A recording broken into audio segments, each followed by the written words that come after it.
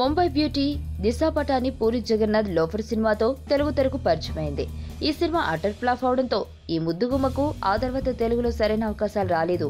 అయితే గతేడాది చివరిలో వచ్చిన MS Dhoni the untold story సినిమాతో ఆమె బాలీవుడ్ లో క్రేజీ హీరోయిన్ గా మారిపోయింది. మధ్యలోనే ఆమెకు టాలీవుడ్ లో మంచి అవకాశాలు వెతుక్కుంటూ వస్తున్నాయి.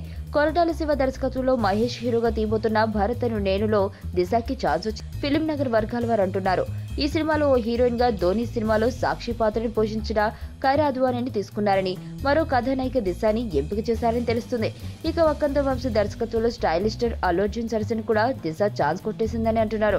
అదే నిజమైతే తెలుగులో ఇద్దరు స్టార్ హీరోల సరసన నటించే అవకాశం ఒకేసారి రావడంతో దిశ అదృష్టమని చెప్పాలి. నా పేరు ధనుష్ రిషి. అందరూ ముద్దుగా దరి దరి అని పిలుస్తుంటారు. దేవుడికి నా పైన ఉన్న క్లారిటీ, నా బ్యాడ్ లక్ ఉన్న గ్రావిటీ నాకు చిన్నప్పుడే అర్థమైంది. నా లైఫ్లో లక్ ఫ్యాక్టర్ రాంగ్గా ఉండొచ్చు, కానీ లవ్ ఫ్యాక్టర్ మాత్రం చాలా స్ట్రాంగ్గా ఉంది. ఒక మనిషి చేయి చూసి తన జాతకం మొత్తం చెప్పేయగలను.